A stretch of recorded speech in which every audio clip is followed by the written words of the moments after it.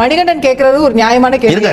10% கொடுத்தது யாரு, அது அந்த நன்றிங்கிற ஒரு விஷயம் இருக்கணும் அப்படின்னு அவங்க எதிர்பார்க்கறாங்க. அது நியாயமான. இதுக்கு என்னன்னா எல்லோருமே இந்த செய்தியை இன்னைக்கு பரவலா பேசிருக்காங்க. இது 10.5 கொடுத்தவர் எடப்பாடி ஏமாத்திட்டீங்க. அவர் அப்படியே கொடுத்ததனால அவருக்கு இது மொத்தமும் அப்பட்டமான பொய்.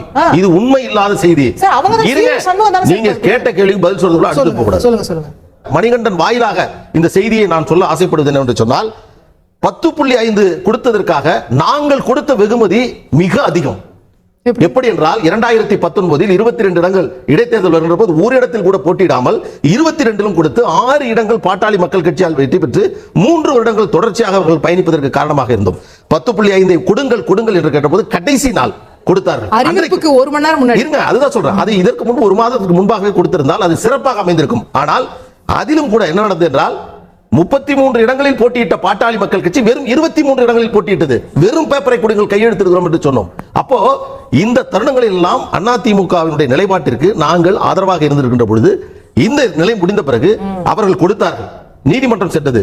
நீதிமன்றத்தில் வந்து அதிமுகவின் சார்பில் இந்த சட்டம் சரிதான், இதை நிலைநிறுத்த வேண்டும் என்று சொன்னார்களா? அதற்கு பிறகு திமுக இதை கொடுக்கவில்லை. அப்பொழுது நாங்கள் முறையிட்டோம், சட்டமன்றத்தில் வெளிநடப்பு செய்தோம். ஏதாவது ஒருவர் அதிமுகவை சார்ந்த எடப்பாடி கூட வேண்டாம், சி.வி. சண்முகம், முனுசாமி, யாராவது ஒருவர் 10.5 கொடுக்க வேண்டும் என்று இன்று வரை சொன்னார்களா? அசெம்பிளில சொல்லல, எங்கேயுமே சொல்லவில்லை. நீங்கள் தயவு செய்து கவனிக்கணும். அதுதான் நான் சொல்றேன். கொடுத்தோம் என்பதை விட அதிமுக கெடுத்தது என்று நான் சொல்வேன். அதனால தைரியமா சொல்லுவேன். ஏனென்றால் கடைசி நேரத்தில் அவருக்கு இதெல்லாம் நாங்கள் வந்து பேசக்கூடாது. அது மணிகண்டன் மூலமாக பேச வைத்திருக்கிறீர்கள். ஆனால் விளக்க வேண்டியது என்னுடைய கடமை. அது சரியா பண்ணல. என்ன காரணம் சொல்றேன் கேளுங்க. அன்றைக்கு அவர்கள் 10.5 9.5 என்று ஜனார்த்தனம் அவர்கள் கொடுத்த பரிந்துரையின் அடிப்படையில் வழங்கப்பட்டிருந்தால் இன்றைக்கு அது நிலைத்திருக்கும். திடீரென்று அதை 7ஆகவும் 2.5ஆகவும் பிரிக்கப்பட்டு தேவர் மக்களுக்கும் சிறுபான்மையினருக்கும் வன்னியர்களுக்குமான பிரச்சனையாக உருவாக்கப்பட்டு அது சித்தரிக்கப்பட்டு உண்மையா அல்ல. அதிமுகவுக்குள் இருக்கக்கூடிய அவருடைய கட்சி பிரச்சனை காரணமாக அங்கே எழுப்பப்பட்ட பிரச்சனையை அது 10.5 ஏற்பட்டது என்று சொல்கிறார்கள். நான் கேட்கிறேன், 66 இடங்கள் வெற்றி பெற்றிருக்கிறது அதிமுக. யாரால் வெற்றி பெற்றார்கள்? 36 இடங்கள் அதிமுக கடந்த தேர்தலில் வெற்றி பெறுவதற்கு பாட்டாளி மக்கள் கட்சி காரணமாக இருந்திருக்கிறது. 3வது முறை நின்றீர்கள். இப்படி இருக்கின்ற பொழுது பாட்டாளி மக்கள் கட்சி பல தியாகங்களை எங்களை நாங்களே வருத்தி கொண்டு அதிமுகவோடு நாங்கள் பயணித்திருக்கிறோம். ஆனால் இன்றைக்கு சொல்றேன், இதை நான் தருணமாக எடுத்துக்கொண்டு பேசவில்லை. ஆனால் உங்களை போன்ற ஊடகங்கள் மற்றும் பத்திரிகையாளர்கள் எல்லோருமே சொல்லக்கூடியது என்னென்றால், ஐயா அதிமுக கொடுத்துருச்சு, இப்படி பண்ணிட்டீங்களேன்னு சொல்றாங்க. எப்படி பண்ணணும்? இப்பொழுது என்ன சொல்றோம்? நீங்க எல்லாம் சேர்ந்து வந்திருந்தா 20-30 இடம் வந்திருக்கும்னு சொல்றோம். இது வேணாம், எனக்கு எதுவுமே வேண்டாம் சொல்றேன். இதுல எந்த அளவுக்கு உங்களை நாங்கள் பண்ணிட்டோம்? நீங்க இன்னைக்கு என்டிஏல இருக்கிறேன்றாங்க, வெளியே போனது நீங்க, அப்புறம் அவங்களையே நீங்க கேக்குறீங்கன்றார் அவர். நான் ஒரு விஷயத்தை தெளிவுபடுத்துறேன் சோழவரசன். இல்ல, நீங்க ஒரு விஷயத்தை முன்னாடி மணிகண்டன் யாருடைய வழக்கறிஞர் மணிகண்டன் நான் பாத்துருக்கேன் காடுல.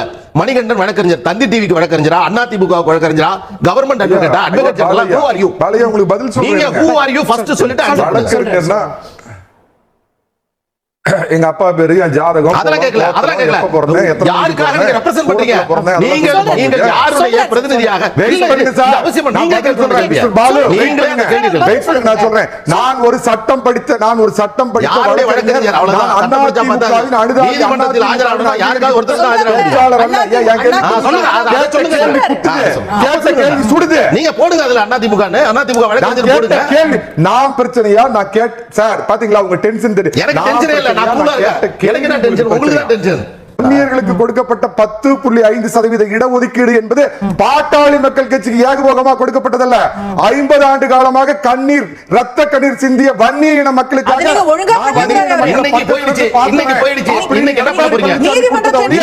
பாட்டாளி மக்கள் கட்சிக்கு ஓட்டு பேர நடத்துறதுக்கு கொடுக்கல எடப்பாடி பழனிசாமி.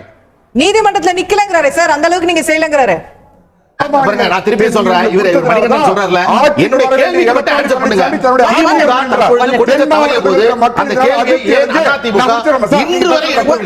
இவங்களுக்கு கொடுத்ததுனால, எடப்பாடி பழனிசாமி வன்னியின மக்களுக்காக கொடுத்ததுனால 3வது முறை ஆட்சி அமைக்கக்கூடிய அதிமுகவுக்கு அந்த வாய்ப்பே பறிபோனது.